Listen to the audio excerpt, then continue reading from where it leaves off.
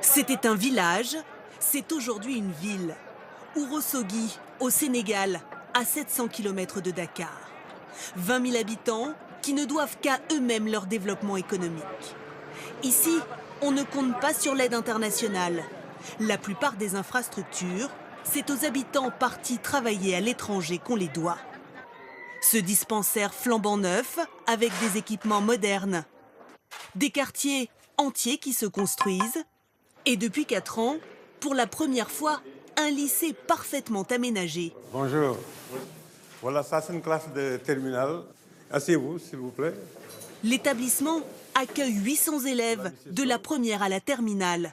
Et le proviseur est fier de leurs bons résultats. Je crois que chaque année, quand même, nous sommes au-dessus donc de la moyenne nationale. Coût total de l'établissement, 459 000 €. La somme a été financée à 30% par les migrants partis du village.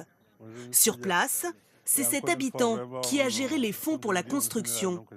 Si c'était l'État, on peut attendre presque 10 ans sans avoir le machin. Mais avec ça, au bout de 3 ans, les élèves vont rentrer dans les classes, tout équipés. Comme pour chaque projet, tout a commencé à 5000 km d'Ourossogui, à Mantes-la-Jolie, en région parisienne. Voici ceux qui ont récolté les fonds pour construire le lycée. Ces Sénégalais ont tous quitté leur village dans les années 70 pour venir travailler en France. Moi, je suis de Ourossogui.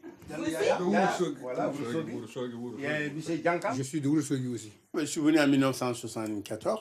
La plupart d'entre nous travaillaient dans les deux grandes usines qui sont là, c'est-à-dire Renault ou Simca. Depuis 40 ans, chaque mois, ils reversent une partie de leur salaire à leurs proches restés au pays. Beaucoup de familles vivent à partir de ces ressources-là.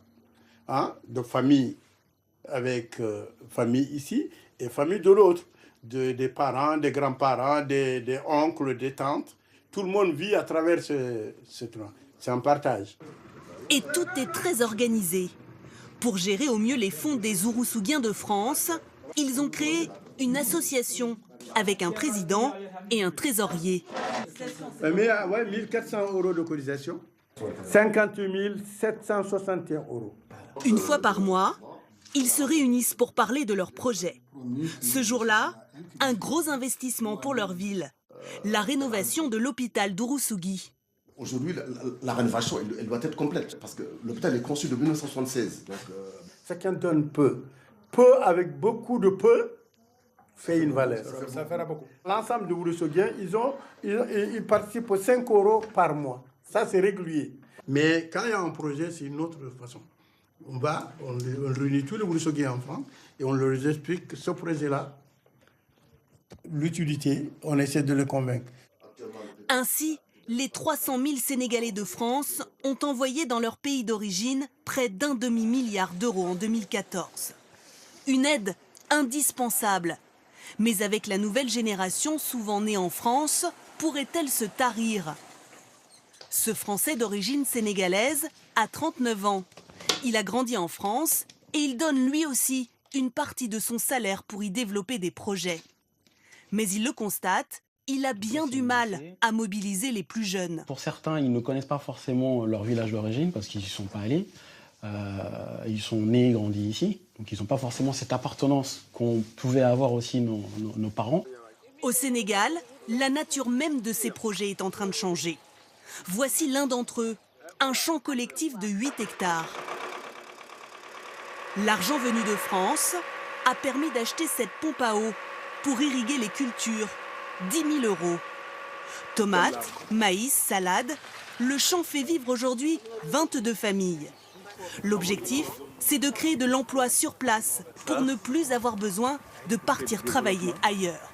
Compte tenu des problèmes de migration forte, compte tenu de tout ce qui se passe, on a dit revenons travailler ici. Et ce qui fait qu'actuellement les femmes et les hommes travaillent ici et ça a vraiment freiné l'immigration. Surtout en Europe, mais aussi l'immigration africaine. Depuis 2005, les Sénégalais de France regroupés en associations ont financé plus de 150 projets dans le domaine de la santé, de l'éducation et de l'accès à l'eau potable.